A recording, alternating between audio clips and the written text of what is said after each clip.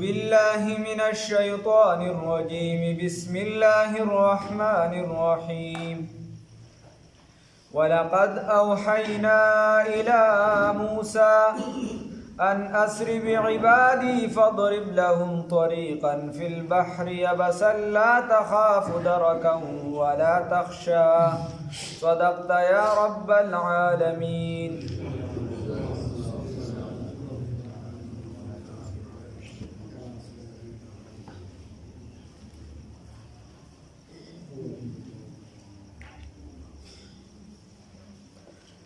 خبر دادا چې واقعا اجمالا موږ را روانه کړې تفصیلا مخکې مې ویلې وه چې موسی علیه السلام راغې پیغمبر جوړ کړی شو په لاره باندې د هغه سوال جواب یو قسمه واله چې وایي الله د چا د پیغمبرۍ دپاره خلک نه راغونډوي هغه یې دغه د په شاړه کې ورکړله پیغمبري. بیا د هغه اعلان شو اذهب الى فرعون انه طغى، بیا هلته مقابلې شوې، بیا 9 نشانې یو شوې، 2 یا 3 یا 4 دا ورسره بلې شوې، بیا د جادوګرانو سره مقابله شوه، بیا د هغې ایمان راوړل شو او بیا د هغې ته فرعون ووي چې زه به ستاسو خپې لاس کټ کم یا به هم د کجورې په اونه باندې پانسي کم هغې ته به م یعنې زوړن کم. دغه خبره شوله. بیا به روایتین چې دي 80 کسه غټ غټ مشران دي د دغه جادوګرانو نه، 80 کسه نه مشران نه بلکې هسې 80 جادوګران دي چې هغې ته پانسي کړه. بیا ورته د خپل وزیر ووي چې دي خو یو موږ پانسي کوو او هغې د ایمان نه وړي نو دې سره خو نور هم ستا قوم دغې طرف ته مایله کېږي، لہذا نور به پرېږدو دغه شان. نو بیا یې پرېښوده. اوس الله رب العزت ورته وایي چې اوس د دې نه پس چونکې د ده سرکشي هغه بني اسرائیلو سره ظلم نور هم زیات کړه، نو الله رب العزت ورته فرمایي چې ته دا کلي پرېږده، دا ځای پرېږده او د شپې دې وباسه، چونکې دشمن نه څوک ځي او دشمنۍ نه ځان لرې کوي نو د ورځې نه ځي په رڼا ورځ باندې همدقه د شپې وځي. الله رب العزت ورته د شپې سفر وکړه، لړ شه مخې ته به دریاب درځي. دغه دریاب چې دی فیصله داسې شوې وه، د قرآن نه فیصله دقسې شوې وه چې مخکې به دریاب درځي، نو هغه دریاب بیا هغه ټیم سره وحي وشو خو فیصله و چونکې دغه و دلته خو ازلي فیصله ده. نو دغه دریاب ووخه په امسا باندې یا به 12 لارې شي، چونکې د دې خپلو سره مې یو بل کې داسې ښه طبیعت نه لګېده، داسې ډېر خواږه نه و، نو دغه 12 لارو کې به تاسو پورې وځئ دغې طرف ته لاړ شئ. ولقد اوحینا یقینا وحی کړی و منګه الی موسی سیدنا موسی کلیم الله علیه السلام ته ان اسری چې بوزه د شپې اسری دا ویلی شي د شپې تلو ته لکه سبحان الذي اسرى بعبده لیلا، نو ان اسری چې ته بوزه د شپې بعبادي بندګانو زما لره فضرب لهم اوه دیو لرا فضرب پیدا کا لهم د دیو د پارا یعنی خکارا کا د دیو د پارا طریقا لاری فی البحر په دریاب کی یبسا اوچی لاری والله خکارا کا لا تخافوا میریګ درکن د دې د درک لګ د دې در را رسیدونه میریګ دی وتعالى نه را رسی ولا تخشى او میریګ د ډوبیدونه میریګ دا کیسه بنئ. فاتبعهم نو بس رستو لګي د دیو باسي فرعون بجنودی سره د لخر خپل فغشیهم نو پټ ک دیو لرا من الیم د دریاب نه یعنی د دریاب نه څه غټو چپو گیر کو او څومره گیر کو ما هغه غشیهم چې گیر ک دیو لرا نو دې کی اشاره دي ته چې الله رب العزت وی چې دا چپې به ډېرې مضبوطې رااله ډېرې زیات هغې چې دې راګیر کو چې دې کله راګیر کو چې کله را روانېدو نو د فرعون بای یو قوم دی یو ځای دی د هغه ځای نه روان شو، بس کیسه دغه د خودي هوي چونکې مونږ غلامان ساتلي دي دی خو به زمونږ کارونه کول او تاسو ته ما خبرې کوي چې د پیغمبر 2 ذمهوارۍ یو چې څنګه راشي نو ډایرکټ د الله رب العزت د وحدانیت درس ورکوي او دویم نمبر ورته څه وي وای بني اسرائیل چې دي ما سر پرېږدی چې ځینو خپل قوم دا څه نه وباسي د غلامۍ نه وباسي غلامۍ کې خپل قومه نه پرېږدي. نو چې ده خو روان که د غلامۍ نه بچ کړو او چونکې ذهن شاهانه و هغه وی چې بھائی خبره خدا سي زمونږ دا کارونه به څوک کوي زمونږ دا هوټول نیکان عادت شوي دا صرف په دې عادت دي چې د بار نه کس راواله پیسې تیل او ته کور سنبال کېنه نو دی خو به دا خو عادت شوي په دې کیسه باندې دي چې دی خو صرف به هغې کارونه کړي دا به راله څوک کوي نو دی د نر زوی م ورپسې ولګېده چې کله ور ورسېده نو حامان یې مخکې کړو هغه ته وی چې ته به د فوج نه روان دی او زه به وروستو ځم چې دې کې څوک هم پاتې نه شي چې کله حامان اخري بس بن اسرائیلي اخري سړی وخته او دې غاړې دی په دریاب باندې ورل چې کله ورله حامان مخکې او فرعون ورپسې چې دی ټول دریاب ته رالاندې شو چې کله ټول رالاندې شو الله رب العزت دریاب ته حکم وکړو ځه او بیا دا نور هو هلاک شو او هلاک ټول شو دغه فرعون دا جسد چې دی چونکې د دې ذهن غلامانه عادت نو دی ورته چې تاسو کېدی شي بل ځای راوتي هغلته راوتي دې څه پته لګي د هغه نو الله رب العزت یو لسمه پاره کې تېر شوي دي چې الله ورته چې د دغه ورته راوله دا جوسه ورته راوله به هغې ورته راویشتله اوس په مصر کې چې کومه ده دا هغه ده یا بله ده والله علم الله پې علم ځکه تاریخي کیسې پکې ډېرې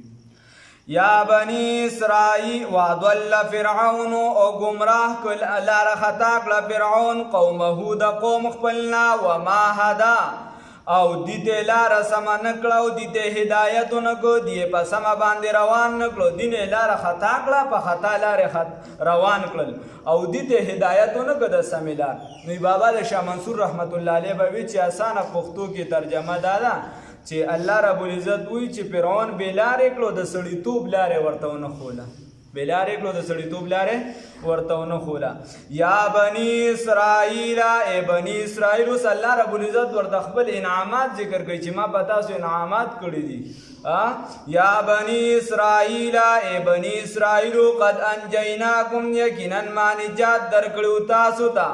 من عدوکم د دشمن ستاسو نه ووعدناکم او وعده می کړی و د تاسو سره جانب الطور الایمن په جانب دغه طور غر ښي سایډ ته یا ما درته ویلو جانب الطور الایمن په جانب دغه طور غر چې هغه برکت والا دی ونزلنا او نازل کړو موږ علیکم په تاسو باندې المن والسلوى من او سلوى دم در باندې را نازل کړو کله چې ولید نو غالبا چې اوس ورته وادي سینا وي یا هر څه چې ورته وادي سینا او هغه ټیم چې دی وادي ته هغې ته چې کله وړېد نو غټه یعنی شاړه پرته وه اوس خو چې دی زما خیال دی بیا اسرائیلو سره ډېره قبضه کړه بیا پې جنګ جګړه وشو اوس هم چې د فوجي اعتبار سره چې کوم مضبوط ځای دی لږ شانتي څه د خوا اسرائیلو سره ده او دا ګیر چاپېره چې کوم نیکان پراته دي نو دا یې داسې تقسیم کړي دي چې د بل سره یو کېږي خو خپلو کې نه یو کېږي خبره دا وه چې کله دغې ته وړېده نو بیا خو نور دکه شان پې د آبادۍ سیسټم وغیره نه الله رب العزت چې دی د ورځې به پیسو راوسته او خوراک چې دی من و سلوا به راتلل د مړزان او دا د الوا یو قسم خوږ یا بل څه داسې څه شیو چې د شپې به راغې په ونو بوټو باندې دی به د سارې راغونډ کو بیا خوړه خو دی پکې بیا دی کې ځان له کېښودل شروع کړه ځان له بې ایثارو د دې نه خوراک دی من هم کړی شو چې داسې مه کوئ خو چې دی کله دغه رسول الله صلی الله علیه وسلم حدیث کې راځي که چېرته دی دغه ځان له ذخیره کول نه دا خوراک به بیا نه خرابېده نو هغې کې بیا خرابوالی شروع شو صلی ورته کولو خوراک کوئ من طیبات د پاکیزه څیزونو نه ما د هغه نه رزقناکم چې رزق مې درکړی تاسو ته ولا تطغوا سرکشي مه کوئ فی پدې کې فیحل اوس سرکشي مه کوئ په خوراک کې میان دي مثال په طور په دریاب کې دي نو د هېچا بې ملکیت نشته یو کس راټینګ د ده بې اوس ملکیت راغی ته د ده نه ماله دا په دې کې سرکشي ده د یو کس مال دی حلال رزق دی حلاله چیلې د مثال په طور د چا ده او ته ورغلې تا دغه حلاله چیلې غصب کړو ځان سره دې وساتله تا چې دی هغه وخوړله نو تا پې کلمې نه چې تا پې بلا د صورت یاسین دې مر سر غونډ ویلي خو دا نه حلالېږي دا چیرې تا سرکشي وکړه په دې خوراک کې الله وایي داسې مه کوئ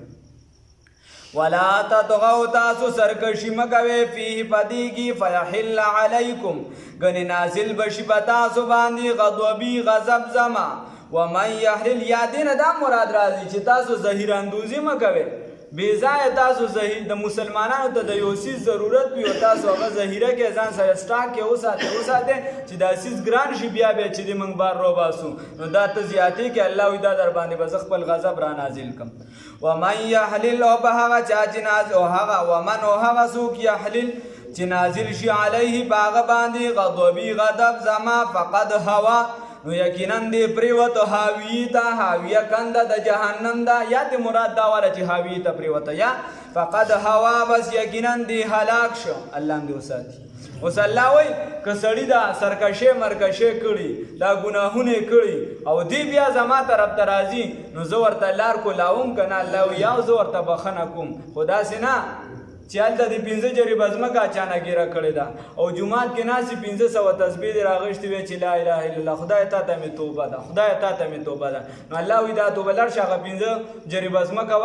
ورکه او بیا راشه زما نه توبه وباسه. داسې نه چې دا بل حق دې ګیر کړی دی او ته دلته توبې وباسې نو داسې نه. الله رب العزت وایي توبه وباسه خو سمه. و انی او یقینا زه لغفار بخښنه کوونکی یم لمن د هغه چا دپاره تابه چې توبه یې وباسله و آمنه او عمل یې وکړو و آمنه او ایمان یې راوړو و عمله او عمل یې وکړو صالحا د نیکې ثم اهتدا بیا په دې هدایت باندې استقامت اختیار کو بیا یې په دغه توبه باندې استقامت اختیار کو بیا یې داسې وکړو چې اوس د داسې نه کړي چې د ګناه نه توبه وباسله او دی چې دی په دغه باندې استقامت نه کوي چې بس یو پیره مې توبه ایسته بس کافي ده نه په دې کار نه کیږي. الله وایي اوس موسی علیه السلام چې کله دی چونکې د غزې ته لاړ نو دی پیغمبر نه مطالبه وکړله پیغمبر نه مطالبه وکړه ورته چې موږ خو چونکې موږ له څه قانون څه دستور څه شی خو پکار دی که نه او دم داسې نو الله موسی علیه السلام ورته وایي چې ښه هغه لاړه وی الله رب العزت ورته چې ته راشه زه درله قانون در کوم او د چې ورته څه احکامات دي ورته وایي داسې زباني یا وغیره داسې خبرې شنو دي ورته چې په داسې کار نه کېږي. الله رب العزت هم ورته وایي ځان سر راوله د دې نه اویا کسان راوله او ځان سر کسان راوله د مشران د قوم راغونډ کړه اویا کسان لاړ خو چې کله دې تله موسی علیه السلام هغې شاته پرېښوده دې ته وړاندې لاړ په تیزۍ کې. الله رب العزت ورته تا ولې تیزي وکړه وړاندې رالی دی ورته خدای د دې دپاره چې ته رانه خوشحال شي ته رانه رضا شي. نو هغه الله رب العزت ورته وایي ښه وایي ستا قوم مې خو په فتنو امتحان کې اچولی دی سامري هغه ګمراه کړه. وما اعجلک او څه شي تیز که تا لره عن قومک د قوم دستانه ته ولې په جلدې رالی د خپل قوم نه یا موسی ای موسی علیه السلام قال نو وویل موسی علیه السلام هم هغوی زما دا قوم اولای دغه دي علی اثري چې را روان دي په قدم زما باندې یا هم هغوی اولای دغه دي علی اثري چې را روان دي ما پس یایي به دا د سرو رسي ما پسې را روان دي. وعجلت الیک وما جلدي وکړه ستا طرف ته ربي ای ربه لترضا دپاره دي چې ته خوشحال شي د دې دپاره چې ته خوشحال شي ما د دې وجې جلدي وکړه. قال او فرمایل الله رب العزت فإنا بس یقینا منگا قد فتنا یقینا په امتحان کې ازمیخ کې مواچول قومک قوم ستا من بعدک رستستانا وادولهم او گمراه که غیلرا السامری سامری کاکا چې دی گمراه کړ ټول ښه. فرجع موسی واپس موسی الی قومه خپل قوم ته غضبانا غصه اسفه او افسوس کوونکی ډیر زیات غصه راغی. موسی علیه السلام جلالی پیغمبرو واپس راغی ډیر زیات غصه او یو خودی دغلته دا معامله وکړه یا په دغه موقع تفسیرونه دوه دي څوک وایي په دغه موقع دا کارم شوي او څوک وایي دا په بله موقع شوي په دغه موقع صرف موسی علیه السلام واپس رایي هغه څه چې د قوم ورته خپل وي د اویا کسانو چې ټیک ده تاله خو خدای کتاب درکړه مونږ خو خبرې ونه لرې څه درته وایي مونږ ته څه پته چې دا تاله چا درکړه. نو الله نه سوال وکړو الله رب العزت کلام ورسره شروع کړو دي خبرې ورته دا خو در طرف آواز راځي هغه نور لالاګانو وایي دا خو در طرف آواز راځي مونږ ته څه وایي دا در سره خدای خبرې کوي که بل څوک خبرې کوي. نو یو په دغه موقع بیا چې کله واپس راغی خپل قوم ته نو دي ته ووایي و په غصې سره واپس راغی او افسوس کوونکي نو قال وی ویل یا قومي ای قوم الم یعدکم آیا وعدا وکړی تاسو سره ربکم رب ستاسو وعدا حسنا وعده ښکلې تا سره الله رب العزت وعده نه وکړې ښکلې وعده سوه د تورات و چې تاسو له الله رب العزت یو قانون درکوي بس د قرآن پاک نه قانون چې دی په یو ځای چې مجموعي شکل سره یو کتاب دی او په هغې قانونونه موجود دی تورات شریف دی. نو تاسو له الله رب العزت دا قانون نو درکړی او د هر قانون دپاره څلور خبرې خو دا ضروري وي. یو دا چې دا قانون چې د چا دپاره جوړ کړی شي، قانون د انسان دپاره جوړ کړی شي چې هغه یعنی نازل وي د داسې ذات ته طرفه چې د هغه علم محیط وي په دې ټولو څیزونو باندې، صرف په زید بکر عمر باندې نه، A to Z چې هر یو څیز باندې د هغه علم چې د ده لپاره دا څیز ضروري دی، دا نه دی ضروري، دا ښه دی، دا خراب دی، یو څیز ولا دا ضروري. دویم نمبر قانون دپاره دا خبره ضروري چې دا رحمت شامل وي، رحمت شامل چې دا دوست او دشمن دواړو دپاره رحمت وي، صرف د دوست دپاره رحمت نه چې د دوست دپاره رحمت وي او دشمن دی چې دی هغه له بیا چرته رو ګودر ګوره. او عموما د انسانانو په قانونونو کې داسې وي چې دا د ځان دپاره ښه وي خو د بل دپاره ښه نه وي. مثالونه یې بلا شته، لکه زمونږ د پښتنو چې کوم مشران جیل ته شو، هغې وکیل راغوښته د بار نه، چې د بار نه وکیل راغوښته، دلته ورته صاحب چې دی قانون پاس کوي 2 کاله چې کم وکیل دلته چې دی نو یعنی پریکټس نه کړي وغیره، هغه چې دی هغه د چا کیس ډایرکټ نشي لړاولی، هکه کس چې واپس جیل کې ګیر شو بیا ورته هغه چې د بار نه وکیل راغوښته نو بیا ورته هلته بل نیک وي چې بیا په جاز کې شهید شو، ورته یې وی چې اوس ته وکیل نشي راغوښتی، قانون پاس شوی د اسمبلۍ نه. نو خبره داسې ده، خبره داسې ده انسان قانون چې دا عموما داسې وي چې د ځان دپاره خیر وي خو د بل دپاره پکې شر وي، داسې کوي. او بله خبره دا ده دریم نمبر چې قدرت کامل وي، دا قانون د ده په هر انسان باندې مکمل په هغه څیز باندې د هغې لاندې چې افراد وي چې ټول راټینګولی شي، داسې نه چې څه راټینګولی شي او څه نه. او بله خبره دا ده چې دا قانون غیر جانبداره وي، دا غیر جانبداره وي. نو الله رب العزت ورته او تاسو سره الله وعده نه وکړي چې تاسو له یو قانون درکوي.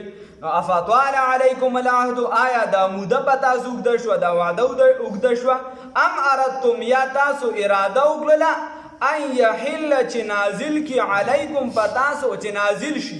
علیکم په تاسو باندې غضب غضب من ربکم ستاسو د رب د جانب نه. نو دی ورته وایي فاخلفتم موعدي، بس تاسو مخالفت وکړو د وعدې زما، تاسو د تورات تاړو انتظار ونه کړی قانون ته، دا ولې وکړو؟ دی ورته وایي قالو ویل دي ما خلفنا، موږ مخالفت نه دی کړی موعدک د وعدې ستاسو بملکنا په خپل اختیار سره، ولکننا لیکن منګه حملنا باعث وګرځېده زمونږ دپاره اوزارا هغه بوج من زینت القوم د کالو د قوم نه. اوس خبره دا و دي چې کله راتله نو بعضې وایي چې دي د واده په بانه باندې د هغې نه سره راواغشتل او چې کله راتله یې غونډ ځان سره راوړه، او بعضې وایي چې بني اسرائیل چونکې غریبه طبقه و هغې مالدار نو هغې سره به د غلا یاره وي، د غریب په کور خو هسې هم د چا شک نه راځي، دا سره به خپل دي سره ګاڼه ایښودل چې دي پې قبضه هم نشي کولی، او نور هم پکې څه خبرې راځي، خو دي دغه سره ځان سره راوړي. چې کله یې راوړي موسی علیه السلام نه یې تپوس وکړه، هغه ورته دا مال غنیمت دی او مال غنیمت ستاسو دپاره جایزه نه دی، هغې امتونو کې خوراک یې جایز نه وي، دا چې دی وغورځوي. موسی علیه السلام چې کله لاړ دی دا یو کندې ته وغورځو، چې ویې غورځو نو سامري پکې موجود و، سامري راپاسېد او د دې نه سخي جوړ کړ. او سخي چې کوم قوم د نورو سره اوسي چې د هغې اکثریت وي، مثال په طور دا معاشره ده دلته هندو اوسېږي، نو چې هندو نه ته څه اخلې هلکه دا څیز راکړه او اوس خو ختم دی سبا به انشاءالله راوړه، ولې په هغه باندې د دې معاشرې او د دې څیزونو دومره اثر وشي چې د هغه خپل تهذیب هغه چې دی یا مکمل ختم شي یا څه ناسا اثرات یې پاتې ورنه بل څیز پې حاوي شي. نو دکه شان دی چې دی هغې کې د سخي عبادت څنګه چې زمونږ د هندوان وغیره دغې له ترجیح ورکوي، دکه شان په هغې کې فرعونیانو کې مې اوسېږو. او دویم نمبر خبره دا وه چې د دې د سرو زرو سره ډېر شوق و، هغې ته به یې چې کته هغه فرعونیانو ته نو ویې چې بس دا خدای د دې سره دی، اوس خو خیر د خدای د دیو سره دی. او دریم نمبر دا چې د هغې د ګانه بجانه میوزیک څیزونو سره ډېر شوق. نو دا درې څیزونه چې دی د دې لحاظ سامري په دې کې وسات او و منافق. سخی یې جوړ کړ او هغه د سرو زرو دغه راغونډ که د هغې نه جوړ کړو بل چې دی په هغې کې د میوزیک خیال وساتو. اوس یا خو دغه وروستو به راشي سبا چې خور یې راواغېښتل او د ده په خوله کې واچولو د جبریل امین د سورلی د قدمونو چې کومه علیه السلام. او بله خبره دا ده چې یا دکه شان امام الهند مولانا ابوالکلام آزاد رحمه الله فرمایي چې هوا به راتلله هغه به چې د ده په بدن کې توش و په داسې سیسټم یې جوړ کړو چې هغې به یو اواز شانتي کو د موسیقۍ او یا د ده د اواز خو به دې بدل کو د دغې خورې د وجې خو د ده بدن به هم حرکت کو هغې سره به د میوزیک اواز راوباسه. نو چې دې وکتل نو ورته وایي راځئ وایي دا خدای دی ښه وایي دا خدای دی. او فنسیه نو د فنسیه دلته وقف شوي چې وقف یې والي نو بیا خو داسې هم راتلی شي چې د سامري خدای هېر کړو او یو معنی داسې هم راتلی شي چې د سامري خلکو ته وي د خدای چې دی دا د موسی علیه السلام نه هېر شوی دی خدای دلته دی او ورپسې هلته تللی. نعوذ بالله من ذلک. نو دغه خبره ده. قالو دی ویل ما خلفنا من مخالفت نه دی کړی موعدک د وعدې ستاسو بملکنا په خپل اختیار باندې ولکن حملنا لیکن زمونږ دپاره باعث وګرځېدو لیکن بوج شو اوزارن وزر اوزارم اصل کې ویلی شي بوج ته وزیرم دې ته ویلی شي چې بیا به د بادشاه بوج اوچتئ او مخکې به اوچتوم ښې مشورې به ورکولو سي او د ګناهونو بوج اوچتئ. اوزارم من زینت القوم دغه سامان هغه بوج یا د من زینت القوم د کالو د قوم نه فقذفناها ولکن حملنا لیکن موږ بار کړو یا موږ دپاره باعث وګرځېدو اوزارن هغه سامان هغه بوج من زینت القوم د کالو د قوم نه فقذفناها نو موږ هغه وغورځو هغې لره موږ وغورځو هغې لره فکذلک همدکه شان القی السامري وغورځو سامري مو غورځو فاخرج لهم نو بس راوي باسه د دغې کندې نه عجلا سخي لره سخي یې دې جوړ کړی فاخرج راوي باسه لهم د دوی دپاره عجلا سخي جسدن جوسدار جوسه خمه داسې نه چې صرف نوم یې ورکړو بلکې بعضې مفسرین هلاوي چې خدای پاک والله ده غوښې وګرځو یو طبقې دغه هم کوللی جسدن جوسدار له چې دا دغې سخي دپاره خوارون اوازو د هغې دپاره اوازو فقالو نو ویل دي هذا د ورته وویل دي نیکانو ته هذا الهکم دا ستاسو معبود دی خدای دی و اله موسی او دا معبود د موسی علیه السلام دی فنسیا بصیر شوی داغه نه یا داغه نه لار ورکه شوی ده رو به رسي لږ وخت کې یا فنسیا بس ایر شو د دې سامري خدای لره الله یې پرېښود د توحید عقیدې پرېښوده. اوس الله رب العزت ورته وایي اخري یاد تېرې ته سوچو کې دی کې بس هغه د ټول خبرې نچوړ دی نچوړ دا دی الله رب العزت وایي ورته وایي افلا یرون الا یرجع الیهم قولا وایي آیا دوی چې دي دی افلا یرون دی نه پوهېږي ویني نه نو معنی دا دی پوهېږي نه الله یرجع الیهم چې آواز جواب نشي ورکولی دوی ته جواب نشي ورکولی الیهم دوی ته قولا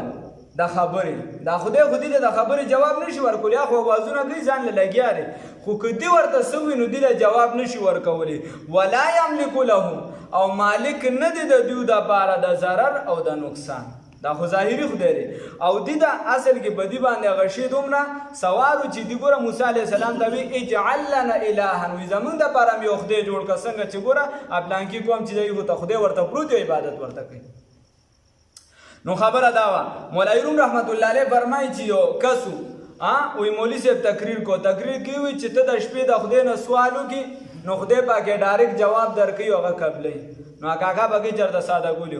هغه وي چې یاره چې خدای جواب ورکوي بیا چې بیا کیسه سمه ده نو چې 2 رکعته نفل یې وکړو نو اواز یې وکړو یا الله نو چا جواب ونه ورکړو نو بیا یو 2 رکعته نفل وکړو نو بیا وی چې یا الله نو بیا چا جواب ورنکړي چې په درېیم ځل یې چې 2 رکعته نفل وکړو نو یا الله دا مولا خو به هم دروغ نه وایي دی خو به هم دروغ نه وایي دا خبره خو به ټیکي. مولوي روم رحمت الله علیه وایي چې خدای پرې رحم وکړو هاتفي اواز ورته وشو چې دا تا یا الله وي نو په دې کې زما جواب هم دی دا ما ته یاد کړې نو تا ځکه زه یاد کړم ما یاد کړې نو تا ځکه زه یاد کړم ورپسې خپل درخواست وړاندې کوه چې قبلو مې دلته نو الله وی افلا يرون آیا دین پویږي الله يرجع الیهم چې رجوع نه کوي دوی ته واپسي جواب نه کوي دوی ته قولا د خبرې د دوی ولا یملک لهم او مالک نه دی د دوی دپاره ضرا د ضرر ورکولو څه نقصان نشي ورکولی دی له که دوی ولله دوه درې لتې هم ورکړي څه نقصان نشي ورکولی رسول الله صلی الله علیه وسلم ته الله فرمایي چې ته دې خلکو ته ووایه چې زه د چا دپاره مالک نه یم د نفع او د ضرر نبي کریم صلی الله علیه وسلم فرمایي دا موږ چې ورته بیا پراته یو کله تې تاویږو کله کاڼي په ځان مږو نه چې کوم مقصدي کار دی کوم میشن هغې وړه میشن خپل کا دا نور هسې کیسې پیسې دي ولا یملک لهم او مالک نه دی د دوی دپاره ضرا د ضرر ورکولو ولا نفع او نه د فایدې ورکولو الله رب العزت دی موږ ته په دغه عقیده باندې د توحید مضبوطوالی نصیب کړي